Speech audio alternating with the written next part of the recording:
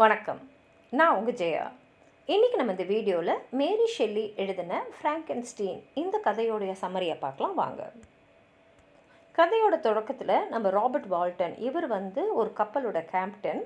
அந்த கப்பல் இப்போ நார்த் போலுக்கு போக போகுது. அவர் ஒரு கடிதம் அவரோட சகோதரியான மார்கரெட் சாவலிக்கு எழுதுகிறாரு.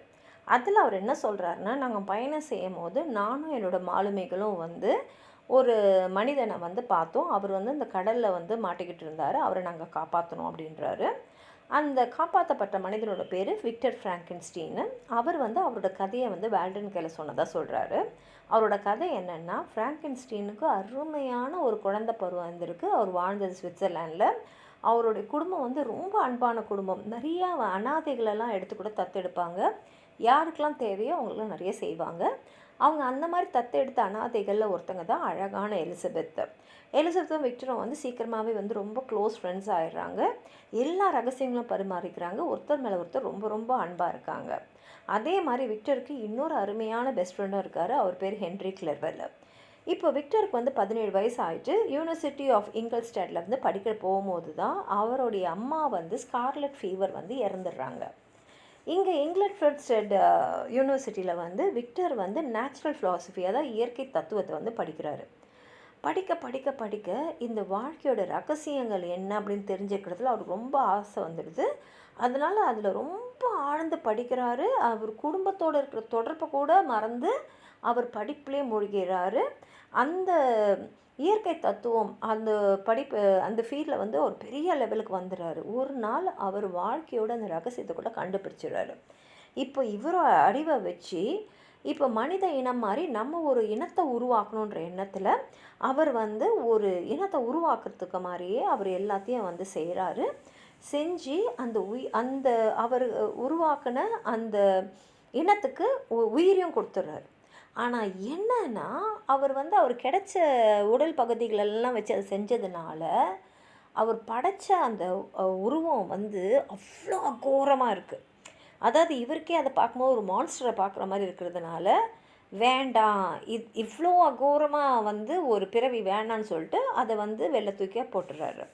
அவர் என்ன நினச்சிக்கிறாருன்னா, அந்த மான்ஸ்டர் அப்படியே அழிஞ்சு போய்டும்னு நினச்சிடுறாரு. ஆனால் கொஞ்சம் மாதம் கழித்து அவருக்கு ஒரு செய்தி வருது, அவரோட தம்பி வில்லியமை யாரோ கொலை பண்ணிட்டாங்கன்னு. இப்போ விக்டர் அங்கே பார்க்கும்போது அந்த இடத்துல அவர் உருவாக்குன அந்த மான்ஸ்டரை பார்க்குறாரு.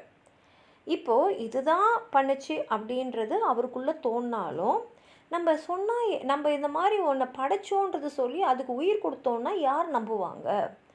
யாருமே நம்ப மாட்டாங்க. அதோடு ஒரு கொலையாக நடந்திருக்குன்றதுனால அவர் அப்படியே மௌனமாயிடுறாரு. ஆனால் அவரோட குடும்பத்தில் இன்னொருத்தவங்களையும் தத்தெடுத்திருந்தாங்க, ஜஸ்டின் மார்டிஸ்ன்னு. அவங்க மேலே இந்த கொலை குற்றம் போடப்பட்டு அவங்கள கைது செஞ்சு அவங்களுக்கு மரண தண்டனையும் கொடுத்துட்றாங்க. இது விக்டர் ரொம்ப பாதிச்சிடுது. ஏன்னா அவருக்கு தெரியும் அவருடைய செயலால் தான் இந்த மாதிரி ஒரு வினை நடந்திருக்கு அப்படின்னு சொல்லிட்டு.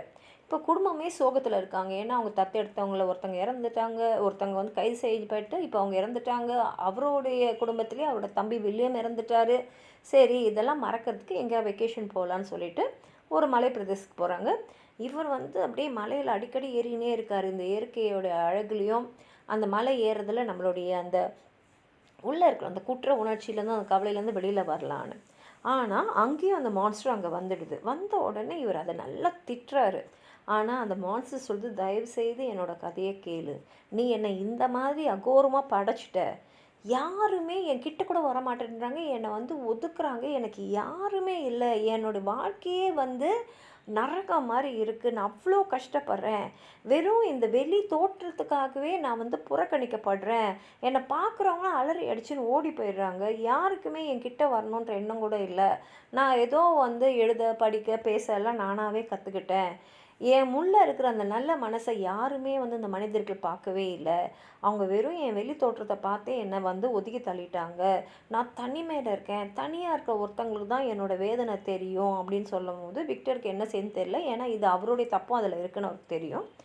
இப்போ என்ன பண்ணுறாருன்னா, அப்படியே யோசிச்சுட்டு இருக்கும்போது அது என்ன சொல்லுதுன்னா, இப்போ நீ தானே என்னை படைச்ச, அப்போ என்ன மாதிரியே நீ ஒரு ஃபீமேல் மான்ஸ்டரை, ஒரு பெண்ணை உருவாக்கு, அப்போ அந்த பெண்கிட்டேருந்து இந்த மனிதர் கையிலேருந்து எனக்கு கிடைக்காத அன்பு எனக்கு கிடைக்கும், நான் இந்த வாழ்க்கையை வாழ்ந்துடுவேன் போது விக்டர் இல்லை இல்லை உன்னை படைச்சதே வந்து நான் வந்து தப்புன்னு நினைக்கிறேன், ஆனால் வந்து இன்னொன்றுன்னா முடியாதுன்றாரு. ஆனால் இது பேசி பேசி சரி அப்படின்னு சொல்லிடுறாரு. இப்போ அவர் ஜெனிவாக்கு வந்தோடனே அவங்க அப்பா என்ன சொல்கிறாருன்னா, விக்டர் நீ எலிசபெத்தை நீ திருமணம் பண்ணிக்கணும், நான் அதை பார்க்கணுன்னு அவர் சொல்கிறார். முதல்ல நான் இங்கிலாந்துக்கு போயிட்டு வந்துடுன்னு சொல்லிவிட்டு அவர் இங்கிலாந்து போகிறாரு. விக்டர் அங்கே போனோடனே அவரோட நண்பர் கிளர்வேலை பார்க்குறாரு. அவர் என்ன பண்ணுறாரு, கிளர்வேலை எடுத்துன்னு போய் அவருடைய நண்பரான ஒருத்தர் ஸ்காட்லாண்டில் இருக்கார், அவர்கிட்ட விட்டுடுறாரு. அங்கேருந்து யார் மனித நடமாட்டமே இல்லாத ஒரு தீவுக்கு வந்து அங்கே அந்த இன்னொரு மான்ஸ்டர், அந்த பெண் மான்ஸ்டரை வந்து அவர் வந்து செய்கிறாரு. ஆனால் ஒரு நாள் வந்து அவருக்கு தோணுது, இப்போ முதல் மான்ஸ்டரே ஈவிரக்கம் இல்லாமல் வந்து அவரோட தம்பி வில்லியமை கொண்டு இருக்கு. அதாவது அது கோவம் வந்ததுன்னா நம்மளை பழி வாங்குறதுக்கு என்ன ஒன்றா செய்யலாம்னு நினச்சிட்டு ஒரு உயிரை எடுத்திருக்கு. இப்போ இந்த பெண் மான்ஸ்டர் அதை விட கொடூரமாக இருந்ததுன்னா நம்ம என்ன பண்ண முடியும் அப்படின்னு யோசிச்சுட்டு அப்படி பார்க்கும்போது ஜன்னல் வழியாக அந்த முதல் மான்ஸ்டர் இவர் எப்படி வந்து இன்னொரு மான்ஸ்டரை க்ரியேட் பண்ணுறாருன்றதை பார்த்துக்கிட்டே இருக்குது.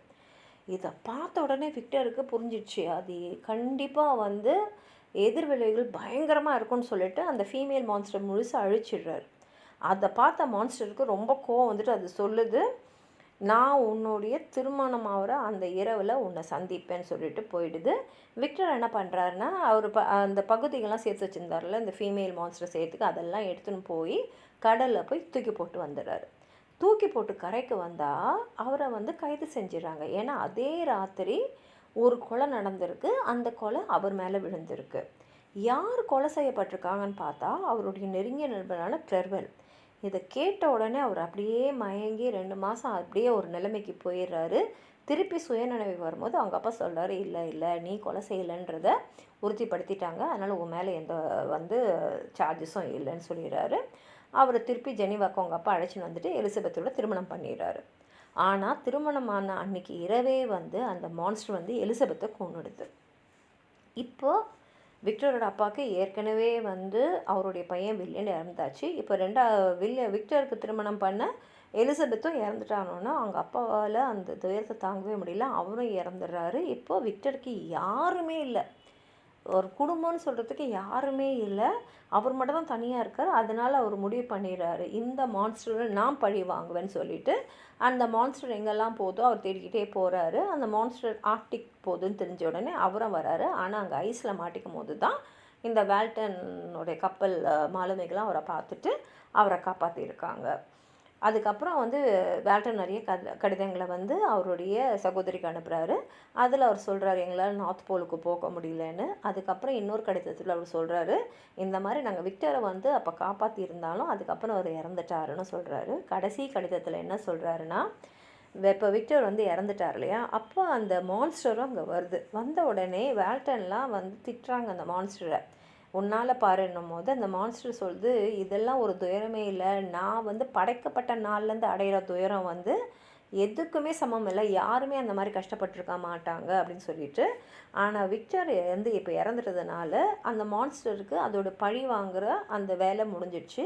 அதனால் இனிமேலுக்கும் நான் இந்த ஒரு நரகமான வாழ்க்கையை வாழ போகிறதில்ல, என் வாழ்க்கையை நான் முடிச்சுக்க போகிறேன்னு சொல்லிட்டு அது போயிடுது. இதோட இந்த கதையும் முடியுது. உங்களுக்கு ஏதாவது சொல்லணும்னு நினச்சிங்கன்னா கீழே இருக்கிற கமெண்ட் பாக்ஸில் எழுதுங்க. இந்த வீடியோவை லைக் பண்ணுங்கள், உங்கள் ஃப்ரெண்ட்ஸோடு ஷேர் பண்ணுங்கள். சப்ஸ்கிரைப் பண்ணாதவங்களாம் ப்ளீஸ் சப்ஸ்கிரைப் பண்ணி சப்போர்ட் பண்ணுங்கள். நன்றி.